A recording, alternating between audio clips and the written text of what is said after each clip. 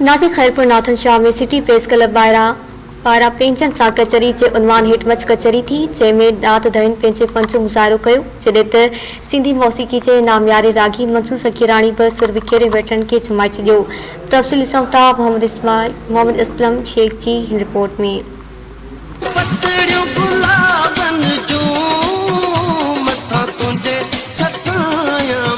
Khairpur Nathan Shah में धरती TV के सॾ ते सिटी प्रेस क्लब की सथ पारां पंहिंजनि सां कचहरी के उनवान हेठ मच कचहरी की शानदार तकरीब मुनक़द कई वई।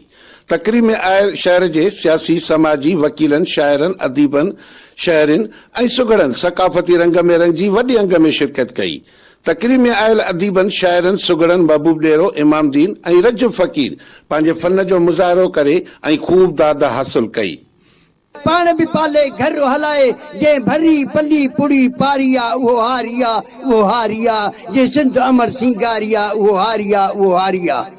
तकरीब में आयल मेहमानन के मान दींदे सिटी प्रेस क्लब की सथ पारां सिंध की सकाफत अजरक के तोहफन से नवाजो वियो।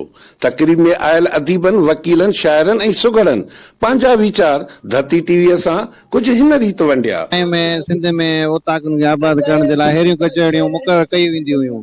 अॼु ॾाढी ख़ुशी थी आहे खैरपुर नाथन शाह जे मुख़्तलिफ़ शोबन में माण्हू रखंदड़ पंहिंजे मोहबत जो पैगाम ॾियण जे लाइ सभु गॾु थिया आहियूं।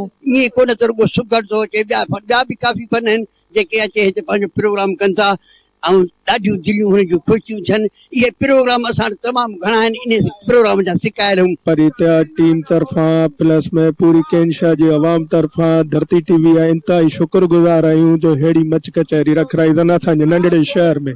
ही हिकु तमामु बहितरीन प्रोग्राम आहे। इन कारण सां असांजे दोस्तनि में वापारियुनि में मेल मिलाप जो हिकिड़ो मौक़ो पैदा कयो अथनि।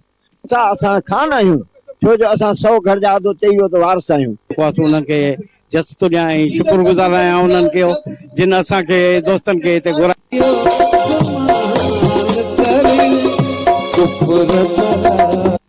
महफिल में हर तरफ रक्सारो माल छाइजी वियो। मच कचहरी जो सिंध की तहज़ीब ऐं सकाफत में अहम किरदार रहियो आहे ऐं हिन मेड़ाकनि में मोहब्बत जो दर्श मिले थो। कैमरामैन पपन चांडियो सां गॾु मोहम्मद असलम शेख, धरती टीवी, खैरपुर नाथन शाह।